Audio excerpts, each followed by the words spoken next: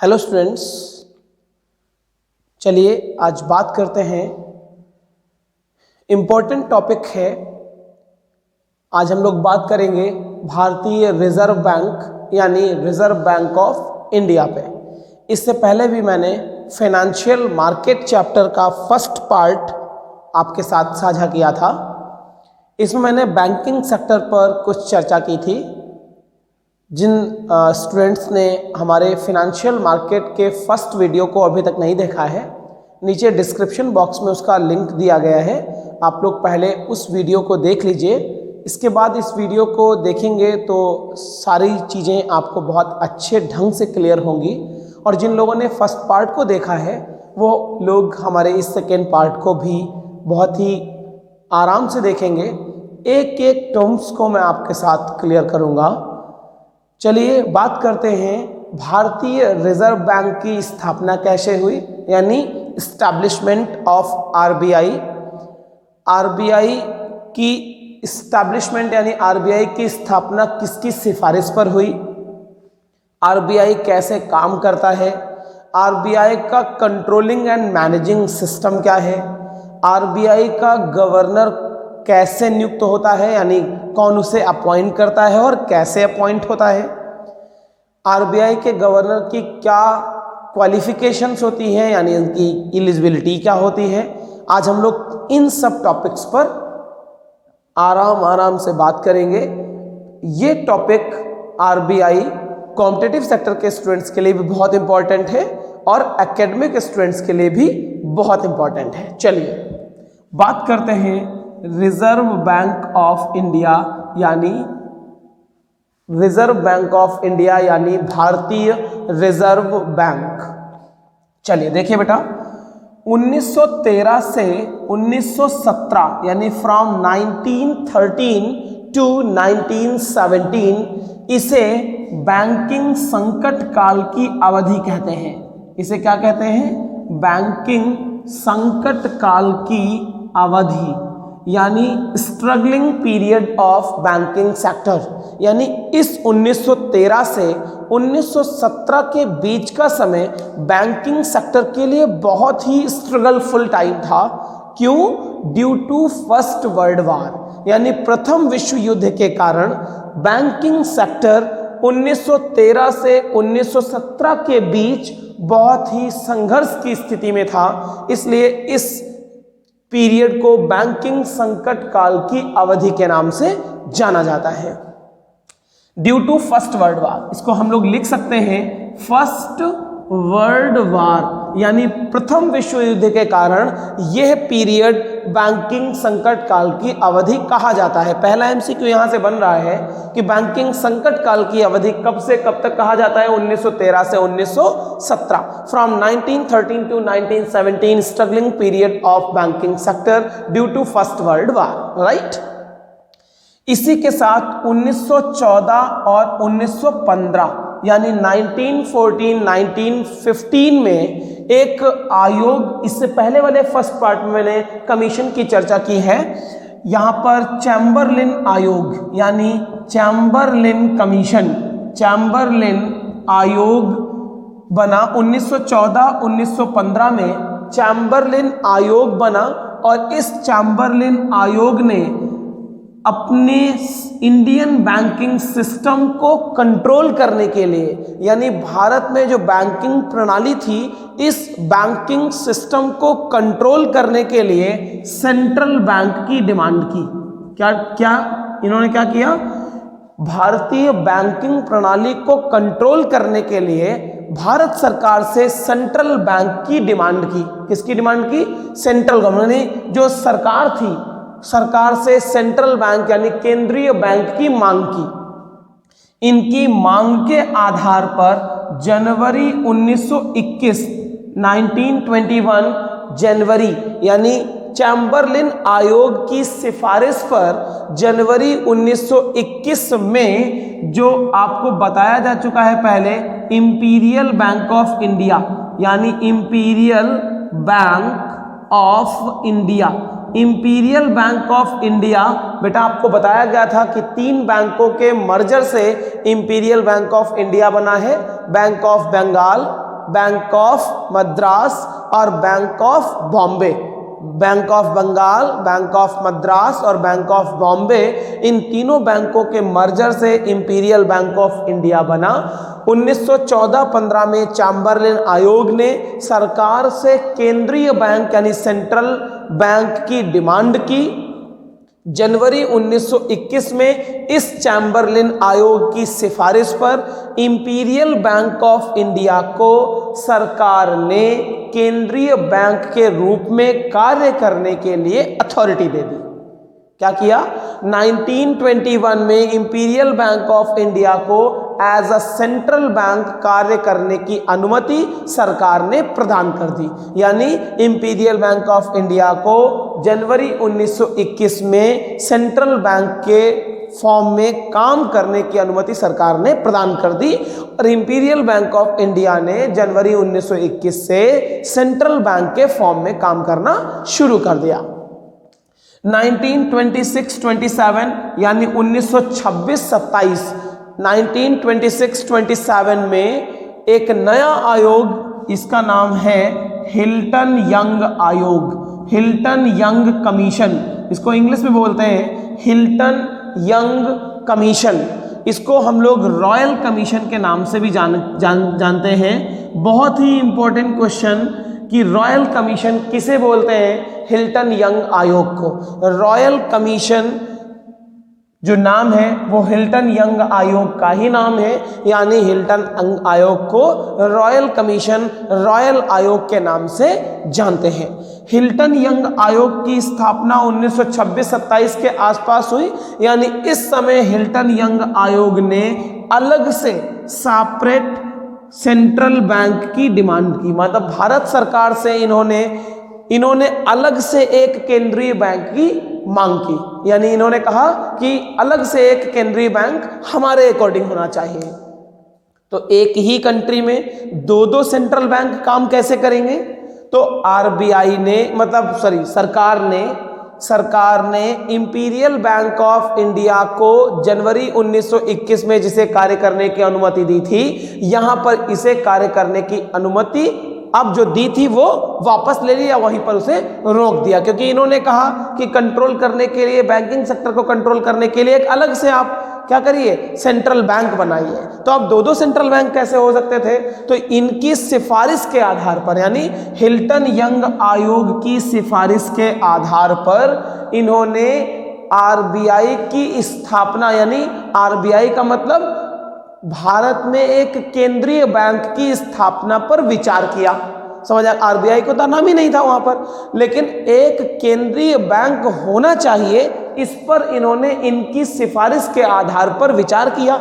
मतलब Hilton young आयोग ने सरकार को रिकमेंडेशन किया, यानी रिकमेंड किया कि अलग से एक सेंट्रल बैंक होनी चाहिए। सरकार ने सेंट्रल बैंक, इनकी रिकमेंडेशन के आधार पर सेंट्रल बैंक की एस्टैब्लिशमेंट पर विचार किया। लेकिन हमारे कॉन्स्टिट्यूशन में बैंकिंग सिस्टम को परिभाषित नहीं किया गया, यानी बैंकिंग सिस्टम का कोई भी वर्णन नहीं है। तो यानी जो भी चीजें करनी पड़ेंगी उनके लिए पहले एक कानून बनाना पड़ेगा, एक नियम बनाना पड़ेगा, यानी एक एक्ट बनाना पड़ेगा, अधिनियम पारित करना पड़ेगा। तो सरकार ने विचार किया और विचार करने के बाद 1934 में 1934 में विचार करने के बाद एक एक्ट पारित किया और इस एक्ट का नाम रखा आरबीआई एक्ट 1934। यानी हिल्टन यंग आयोग के रिकमेंडेशन पर सरकार ने 1934 में एक एक्ट बनाया और इस एक्ट का नाम रखा आरबीआई एक्ट 1934, आरबीआई एक्ट 1934। इसे फेडरल बैंक के नाम से जाना जाता है, फेडरल बैंक। इसे हम लोग दोस्तों क्या कहते हैं? Federal bank. अब देखिए, आरबीआई एक्ट 1934 जब अधिनियम बन गया तो अधिनियम बनने के बाद आरबीआई का एस्टैब्लिशमेंट हुआ। आरबीआई के क्या हुआ, स्टैब्लिशमेंट। और स्टैब्लिशमेंट आरबीआई का कब हुआ, 1 अप्रैल 1935, यानी भारतीय रिजर्व बैंक की स्थापना 1 अप्रैल 1935 को एक प्राइवेट बैंक के फॉर्म में हुआ। यानी हम लोगों ने भारतीय रिजर्व बैंक की स्थापना एक प्राइवेट बैंक के फॉर्म में 1 अप्रैल 1935 को कर ली। अब क्वेश्चन आएगा, आरबीआई की स्थापना किसकी सिफारिश के आधार पर हुई? तो आरबीआई की स्थापना हिल्टन यंग आयोग या रॉयल कमीशन, इनकी सिफारिश, इनकी रिकमेंडेशन पर एक एक्ट बना 1934, और इस एक्ट के अंडर, यानी इस एक्ट के अंतर्गत आरबीआई की स्थापना 1 अप्रैल 1935 को एक निजी बैंक यानी प्राइवेट बैंक के फॉर्म में की गई। अब इसकी स्थापना करने के बाद इसका नेशनलाइजेशन यानी राष्ट्रीयकरण कब किया गया? तो इसका जो नेशनलाइजेशन है वो नेशनलाइजेशन कब किया गया? 1 जुलाई 1949, यानी आरबीआई का जो नेशनलाइजेशन है, जो राष्ट्रीयकरण है, वो 1 जुलाई 1949 को किया गया। कब किया गया? आरबीआई की स्थापना कब हुई? ध्यान दीजिएगा, मोस्ट इंपॉर्टेंट पॉइंट सही है। आरबीआई की स्थापना आरबीआई एक्ट 1934 के अंडर 1 अप्रैल 1935 को प्राइवेट बैंक के फॉर्म में हुई, और इसका नेशनलाइजेशन 1 जुलाई 1949 को हुआ। राइट। अब बात आती है कि आरबीआई का सर हेड ऑफिस कहाँ है? आरबीआई का हेड ऑफिस यानी आरबीआई का मुख्यालय कहाँ है? तो आरबीआई का जब इस्टेब्लिशमेंट किया गया 1935 में, तब इसका जो हेड ऑफिस था वो कोलकाता में था। कहाँ था? कोलकाता में। लेकिन कोलकाता में जब इस्टेब्लिशमेंट हुआ तब कोलकाता में था, उसके बाद इसे ट्रांसफर कर दिया गया, और ट्रांसफर होकर के ये कहाँ आ गया? मुंबई। और मुंबई कब आया? 1937, यानी 1935 में इसकी स्थापना हुई। तब इसका जो हेड ऑफिस था वो कहाँ था? कोलकाता में। और कोलकाता में हेड ऑफिस 1937 तक रहा, और 1937 में ये ट्रांसफर हो गया कहाँ? मुंबई। और आज तक मुंबई में ही है। तो आज अगर वर्तमान में कोई आपसे पूछता है कि आरबीआई का हेड ऑफिस कहाँ है, then your answer will be the head office of RBI is in Mumbai. Right. अब बात करते हैं कि सर आरबीआई के रीजनल ऑफिस कहाँ हैं, यानी क्षेत्रीय कार्यालय कहाँ हैं इसके, और कितने क्षेत्रीय कार्यालय हैं? तो आरबीआई के रीजनल जो ऑफिस हैं वो है मुंबई, चेन्नई, कोलकाता, कोलकाता और दिल्ली, यानी ब्रैकेट में लिख सकते हैं MCDK। ये मेट्रो सिटी भी है। M for Mumbai, C for Chennai, D for Delhi and K for Kolkata, यानी MCDK। There are 4 regional offices of RBI के क्षेत्रीय कार्यालयों की संख्या कितनी है? 4 है। और आरबीआई के सब रीजनल ऑफिस यानी उप क्षेत्रीय कार्यालयों की संख्या 19 है। यानी भारत में आरबीआई के सब रीजनल ऑफिसेस की जो संख्या है वो कितनी है? 19 है। यानी भारतीय रिजर्व बैंक के जो उप क्षेत्रीय कार्यालय हैं वो 19 हैं, जबकि क्षेत्रीय कार्यालय 4 हैं, मुंबई, चेन्नई, कोलकाता और दिल्ली में। अब बात करते हैं कि इसका फाइनेंशियल ईयर क्या है, यानी इसका जो अकाउंटिंग सिस्टम है, यानी अब याद रखिएगा इसका जो अकाउंटिंग ईयर है वो अलग है और जो फाइनेंशियल ईयर है वो अलग है। इसका फाइनेंशियल ईयर 1 अप्रैल को स्टार्ट होता है, यानी हर साल कब स्टार्ट होता है? 1 अप्रैल को, और एंड कब होता है? 31 मार्च को। यानी आरबीआई का जो फाइनेंशियल ईयर है ये 1 अप्रैल को स्टार्ट होता है और 31 मार्च तक चलता है। अब इसका अकाउंटिंग ईयर यानी इसका जो लेखा वर्ष है ये वित्तीय वर्ष है। फाइनेंशियल ईयर का मतलब वित्तीय वर्ष, और अकाउंटिंग ईयर का मतलब यानी जो अकाउंटिंग ईयर है, इस अकाउंटिंग ईयर को कहते हैं लेखा वर्ष, और ये हर साल 1 जुलाई से स्टार्ट होता है और 30 जून तक चलता है। यानी दोनों डिफरेंट हैं। Financial year from 1 April to 31 March, while accounting year starts from 1 July and end to 30 June every year। दोनों में डिफरेंस है। फाइनेंशियल ईयर 1 अप्रैल से स्टार्ट होता है, जबकि इनका अकाउंटिंग ईयर कब से स्टार्ट होता है? 1 जुलाई से स्टार्ट होता है। ठीक है, तो इतनी बात समझ में आ गई। आरबीआई की जो स्थापना है वो किसकी सिफारिश पर हुई? हिल्टन यंग आयोग या रॉयल कमीशन के रिकमेंडेशन पर सरकार ने विचार किया और विचार करने के बाद एक अधिनियम बनाया। उस अधिनियम का नाम क्या है? आरबीआई एक्ट 1934, जिसे फेडरल बैंक के नाम से जाना जाता है। और इसके अंडर आरबीआई की स्थापना 1 अप्रैल 1935 को सरकार ने निजी बैंक के रूप में की। इसका राष्ट्रीयकरण 1 जुलाई 1949 को हुआ। हेड ऑफिस इसका कोलकाता में था। 1937 में ट्रांसफर कर दिया गया मुंबई, जो कि अब तक मुंबई में ही है। इसके रीजनल ऑफिस मुंबई, चेन्नई, कोलकाता, दिल्ली यानी MCDK, ये 4 इसके क्या हैं? Head office. इसके 4 क्या हैं? रीजनल ऑफिस यानी क्षेत्रीय कार्यालय। हेड ऑफिस कहाँ है? कोलकाता में था, अब कहाँ है? मुंबई में है। इसके सब रीजनल ऑफिस कितने हैं? 19। अकाउंटिंग ईयर कब से स्टार्ट होता है? 1 जुलाई से। फाइनेंशियल ईयर कब से स्टार्ट होता है? 1 अप्रैल से, 1 अप्रैल से। चलिए अब बात करते हैं इसके कंट्रोल और इसके मैनेजमेंट की। यानी आरबीआई का कंट्रोलिंग कैसा है और आरबीआई का मैनेजमेंट सिस्टम कैसा है। इसके मैनेजमेंट में कितने लोग होंगे, यानी जो मैनेजमेंट की टीम होगी, बोर्ड ऑफ मैनेजमेंट। इस बोर्ड ऑफ मैनेजमेंट में बोर्ड ऑफ कमेटी जिसको हम लोग बोलेंगे, संचालक मंडल किसके हम लोग बोलेंगे। इस संचालक मंडल में कितने लोग होंगे और कौन कौन लोग होंगे? देखिए यहां पर हम लोग बोलेंगे, यहां पर बोर्ड ऑफ डायरेक्टर, हिंदी में बोलेंगे संचालक मंडल। क्या बोलेंगे? संचालक मंडल। ये याद रखिएगा, जो संचालक मंडल में हम लोग रखेंगे, यहां पर टोटल इनके संचालक मंडल में 21 मेंबर होते हैं। अगर आपसे कोई पूछे कि भारतीय रिजर्व बैंक के संचालक मंडल में यानी बोर्ड ऑफ डायरेक्टर में टोटल मेंबर्स की संख्या कितनी होती है, तो 21 होती है। यहां ऊपर लिख लीजिएगा प्रबंध एवं नियंत्रण।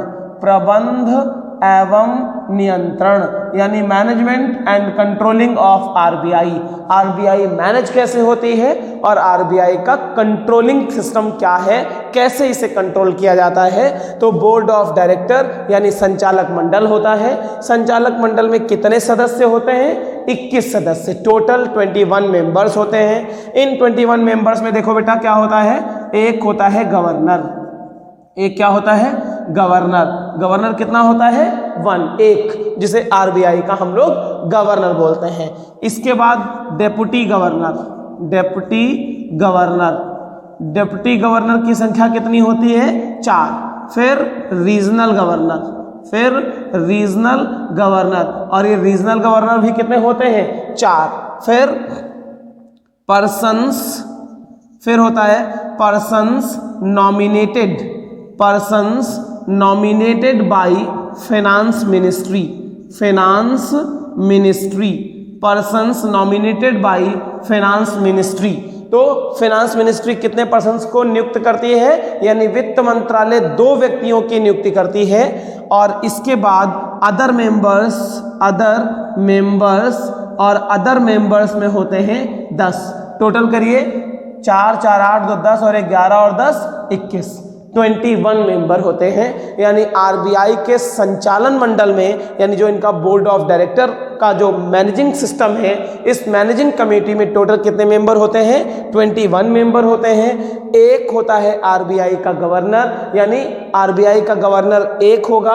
फिर डेप्यूटी गवर्नर कितने होंगे? 4 होंगे। फिर रीजनल गवर्नर, वही कौन से regional governor? MCDK Mumbai, Chennai, Delhi और कोलकाता जो रीजनल ऑफिसेस हैं उनके गवर्नर होंगे 4। फिर 2 पर्सन्स फाइनेंस मिनिस्ट्री तय करेगी, यानी फाइनेंस मिनिस्ट्री 2 पर्सन्स को अपॉइंट करेगी, उन 2 पर्सन्स को नॉमिनेट करके यहाँ भेजेगी और 10 अदर मेंबर होंगे। तो टोटल इस तरीके से आरबीआई के संचालक मंडल में सदस्यों की संख्या कितनी होगी? 21 होगी। ठीक है। आरबीआई का जो गवर्नर होगा ना, आरबीआई का गवर्नर इस बोर्ड ऑफ डायरेक्टर का चीफ होगा। क्या होगा? Chief of board of director, यानी बोर्ड संचालक मंडल का जो अध्यक्ष होगा उसे हम लोग क्या बोलेंगे? RBI governor. It means RBI governor is the chief of board of director. RBI का गवर्नर बोर्ड ऑफ डायरेक्टर का चीफ होता है। इसी की अध्यक्षता में ये क्या होता है? संचालक मंडल अपना कार्य करता है। ठीक है। अब बात करते हैं कि इनकी सर मीटिंग्स कब होती हैं। तो अगर हम इनकी मीटिंग की बात करें तो इनकी मीटिंग पूरे साल में 4 होंगी। 4 यानी एक साल में कितनी मीटिंग होंगी बेटा? 4। यानी इनकी जो मीटिंग है वो क्वार्टरली मीटिंग होनी चाहिए। कितनी मीटिंग होनी चाहिए? एक क्वार्टर में 4 मीटिंग होंगी। तो एक साल में कितने क्वार्टर होते हैं? एक साल में क्वार्टर होते हैं 4। तो total meeting in a year, अगर हम टोटल मीटिंग की बात करें, total meeting in a year, तो total meeting in a year will be 4। समझ आ गई? इसका मतलब पूरे साल में कितनी मीटिंग होनी चाहिए? 4। और एक क्वार्टर में कितनी मीटिंग होनी चाहिए? कम से कम 1। यानी क्वार्टर में 1 मीटिंग होनी चाहिए और साल में कितनी मीटिंग होनी चाहिए? 4। और ये मीटिंग किसकी अध्यक्षता में होंगी? आरबीआई के गवर्नर की अध्यक्षता में ये मीटिंग होंगी। This is the board of director और मैनेजिंग कमेटी ऑफ आरबीआई। ये आरबीआई की मैनेजिंग बॉडी है, यानी मैनेजिंग स्ट्रक्चर है। एक RBI governor, 4 deputy governor, 4 regional governor, 2 person finance ministry elect करेगी, यानी यहां पर नॉमिनेट करके भेजेगी, और 10 अदर मेंबर होंगे। इनकी जो मीटिंग होगी वो आरबीआई के गवर्नर की अध्यक्षता में होगी। एक क्वार्टर यानी 3 महीने में 1 मीटिंग का होना जरूरी है। साल में 4 मीटिंग हर क्वार्टर में होनी चाहिए। तो एक साल में कितनी मीटिंग हो जाएंगी भाई? 4 मीटिंग हो जाएंगी। अब आपसे को पूछे कि आरबीआई की एक साल में मीटिंग कितनी होती है, तो 4 कब होते हैं? हर क्वार्टर में 1 मीटिंग का होना जरूरी है। ये मीटिंग किसकी अध्यक्षता में होती है? कौन इनका चीफ होता है? आरबीआई का गवर्नर इनका चीफ होता है। ठीक है भाई, इतनी बात यहां से क्लियर हो गई। अब देखिए आगे की बात करते हैं, आरबीआई के गवर्नर की बात करते हैं। आरबीआई के गवर्नर की, अब ये सबसे गंभीर बात है कि आरबीआई के गवर्नर का क्वालिफिकेशन क्या हो, आरबीआई के गवर्नर को कौन अपॉइंट करता है, और आरबीआई के गवर्नर का टाइम पीरियड कितना होता है, मतलब कितने समय के लिए आरबीआई का गवर्नर इलेक्ट किया जाता है, मतलब नियुक्त किया जाता है। तो यहां पर आरबीआई और यहां हो जाएगा गवर्नर। तो देखो आरबीआई, ये जो आरबीआई है ना, ये एक असंवैधानिक संस्था है। कौन सी संस्था है? असंवैधानिक, यानी नॉन कॉन्स्टिट्यूशनल, यानी आरबीआई का संविधान में कोई उल्लेख नहीं है, इसका किसी भी तरीके से कोई भी अनुच्छेद नहीं है। आरबीआई का जब संविधान में कोई उल्लेख नहीं है तो आरबीआई की स्थापना कैसे हुई? तो मैंने अभी आपको बताया, एक सेपरेट एक्ट बनाया गया जिसे आरबीआई एक्ट 1934 कहा गया, और आरबीआई का एस्टेब्लिशमेंट भी आरबीआई एक्ट 1934 के अंतर्गत हुआ है। इसलिए आरबीआई एक असंवैधानिक संस्था है, और जब आरबीआई एक असंवैधानिक संस्था है तो आरबीआई का गवर्नर संविधान में उल्लिखित कैसे हो सकता है? यानी आरबीआई के गवर्नर की योग्यता या आरबीआई के गवर्नर का कोई भी जिक्र हमारे संविधान में नहीं है। किसी भी अनुच्छेद में यानी किसी भी आर्टिकल में इसका कोई भी जिक्र नहीं है। आरबीआई एक्ट 1934 के अंतर्गत आरबीआई की स्थापना हुई, लेकिन आरबीआई एक्ट 1934 में भी आरबीआई के गवर्नर की योग्यता का कोई जिक्र नहीं है। यानी आरबीआई के गवर्नर की मिनिमम एलिजिबिलिटी का कोई भी जिक्र ना तो हमारे संविधान में है, ना किसी आर्टिकल में है, और ना ही आरबीआई एक्ट 1934 में है।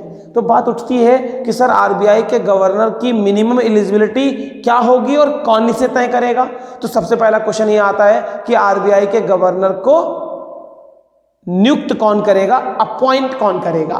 That means who will appoint the RBI governor. RBI governor will be appointed by the central government, यानी आरबीआई के गवर्नर की नियुक्ति केंद्र सरकार करेगी। कौन करेगा?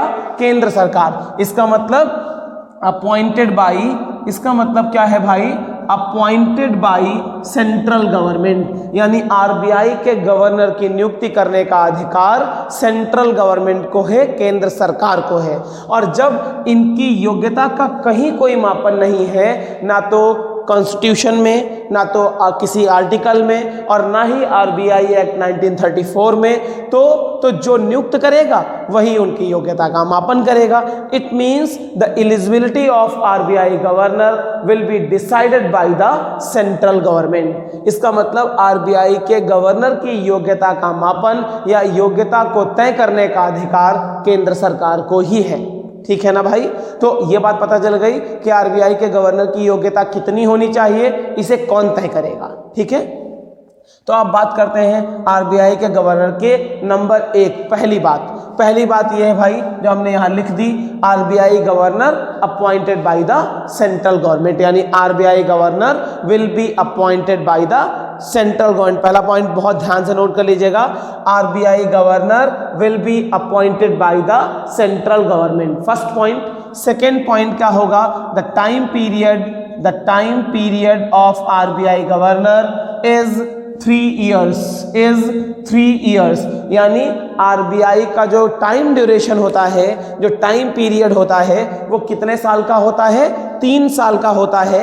लेकिन बेटा ध्यान दीजिए कि RBI governor will be appointed by the central government. It means this time period can be extended by the central government. यहां लिख लीजिएगा, इट कैन बी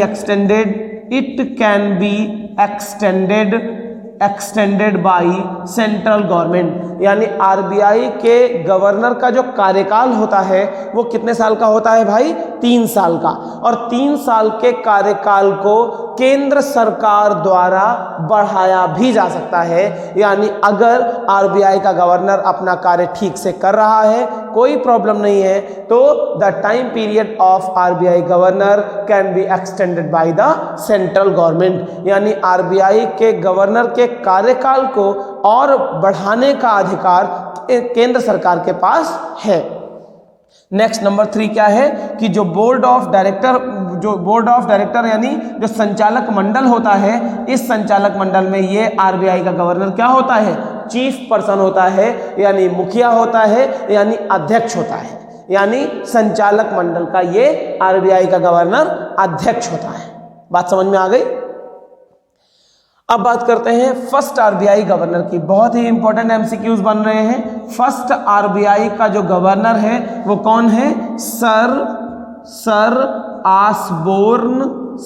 आसबोर्न स्मिथ, यानी जो आरबीआई के फर्स्ट गवर्नर थे वो थे सर आसबोर्न स्मिथ।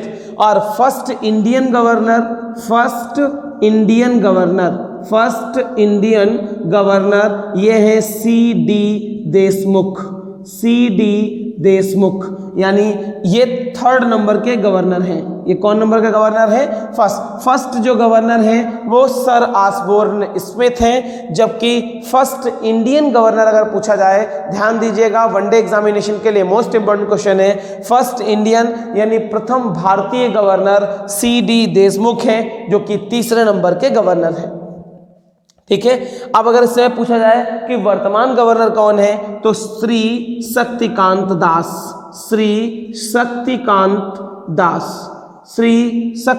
दास इस समय वर्तमान गवर्नर हैं, और ये 25th नंबर के गवर्नर हैं। कौन से गवर्नर हैं? 25th नंबर के गवर्नर हैं श्री शक्तिकांत दास।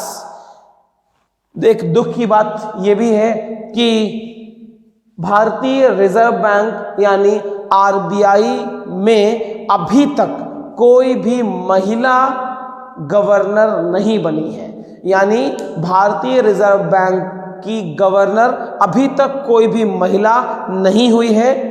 इट मीन्स महिलाओं को प्रयास करने की ज़रूरत है, महिलाओं को ट्राई करने की ज़रूरत है, यानी वे अगर ट्राई करें तो वे अपना नाम फर्स्ट आरबीआई गवर्नर की सूची में लिखा सकती हैं। इसलिए महिलाएं प्रयास करें और प्रयास करके आरबीआई का गवर्नर बनकर पहला नाम अपना आरबीआई गवर्नर की प्रथम भारतीय महिला के रूप में दर्ज कराइए। आप करा सकते हैं, क्योंकि योग्यता का तो आप पढ़ ही चुके हैं, तो इसलिए आप भी आरबीआई के गवर्नर बन सकते हैं। तो श्री शक्तिकांत दास ये 25वें नंबर के आरबीआई के गवर्नर हैं। ठीक है, एक और इंपॉर्टेंट क्वेश्चन है कि भारत के जो पूर्व प्रधानमंत्री हैं, यानी जो हमारे प्राइम मिनिस्टर हैं, कौन, मिस्टर मनमोहन सिंह जी, ये केवल एक अकेले ऐसे प्रधानमंत्री हैं जो आरबीआई के गवर्नर भी रह चुके हैं। यानी आरबीआई के गवर्नर होने के बाद प्रधानमंत्री बनने वाले जो पहले व्यक्ति हैं वो है मिस्टर मनमोहन सिंह। और डॉक्टर मनमोहन सिंह को लिबरलाइजेशन का फादर कहा जाता है। It means father of liberalisation. Doctor Manmohan Singh is known as father of liberalisation, यानी डॉक्टर मनमोहन सिंह को उदारीकरण का जनक भी कहा जाता है। मोस्ट इंपॉर्टेंट क्वेश्चन है कॉम्पिटिटिव एग्जामिनेशंस के लिए। तो हम उम्मीद करते हैं कि आप लोगों ने आरबीआई के गठन से लेकर आरबीआई के संचालन मंडल और आरबीआई के गवर्नर की योग्यता और उनकी नियुक्ति पर हमने आपसे विस्तार से चर्चा की है और एक एक पॉइंट को ठीक से समझाने का अपना पूरा प्रयास किया है। मैं उम्मीद करता हूं कि आपको आरबीआई के establishment, nationalisation, RBI act, board of director यानी संचालक मंडल आरबीआई का, आरबीआई के गवर्नर का अपॉइंटमेंट और आरबीआई के गवर्नर की क्वालिफिकेशन ठीक से समझ में आ गई होंगी। आरबीआई के present governor, first Indian governor, ये सारी बातें आपको ठीक से क्लियर हो गई होंगी।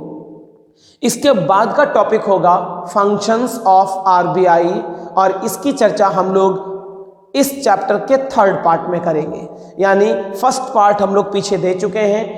फर्स्ट पार्ट का लिंक नीचे डिस्क्रिप्शन बॉक्स में दिया गया है, आप लोग उस लिंक के थ्रू फर्स्ट पार्ट भी देख सकते हैं और देख करके ही सेकेंड पार्ट देखिए तो आपको फैक्ट्स ज़्यादा क्लियर होंगे।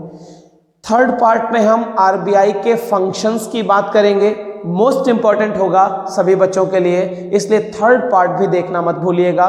जल्दी ही हम थर्ड पार्ट के साथ आपके साथ शेयर करेंगे, आपके साथ चर्चा करेंगे। मैं उम्मीद करता हूं कि आज का ये सेकेंड वीडियो आपको ठीक से समझ में आ गया होगा।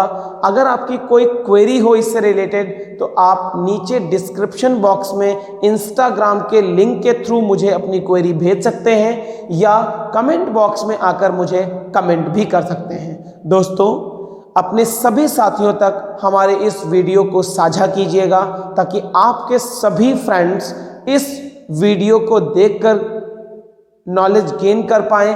कॉम्पिटिटिव सेक्टर्स में भी और एकेडमिक सेक्टर्स में भी ये चैप्टर आपके लिए बहुत इंपॉर्टेंट होगा, ये टॉपिक बहुत इंपॉर्टेंट होगा। यकीन मानिए, आप अगर मेरे साथ अपने इस प्लेटफॉर्म पर यूं ही बने रहेंगे और आप सबका प्यार मुझे यूं ही मिलता रहेगा, यकीन मानिए मैं आपको कॉमर्स से रिलेटेड एक एक टॉपिक को बहुत बारीकी से और इसी इंटरेस्टिंग वे से क्लियर करता रहूँगा। कॉमर्स के किसी भी सब्जेक्ट में, किसी भी टॉपिक में आपको कोई परेशानी नहीं होगी। बस आप लोग अपना प्यार मुझे ऐसे ही देते रहिए। हमारे इस प्लेटफॉर्म को सब्सक्राइब कर लीजिए, शेयर कर दीजिए, वीडियो को लाइक कर दीजिए, वीडियो पे कमेंट कर दीजिए और अपने दोस्तों तक इसे ज़रूर साझा कीजिए। जितना आप मुझे प्यार और कोऑपरेट करते रहेंगे, निश्चित मानिए मैं आपको आपकी सारी क्वेरीज को सॉल्व करने में अपना पूरा प्रयास करूँगा। आपकी कोई भी क्वेरी ऐसी नहीं होगी जो इस प्लेटफॉर्म पर सॉल्व नहीं की जाएगी। दोस्तों, आप इस चैनल को अधिक से अधिक लोगों तक शेयर कीजिए, सब्सक्राइब कराइए, ताकि हम लोग मैक्सिमम लोगों तक अपनी बात को पहुंचा सकें और मैक्सिमम लोगों को हमारे इस प्लेटफॉर्म का लाभ मिल सके। Thank you so much. नमस्कार।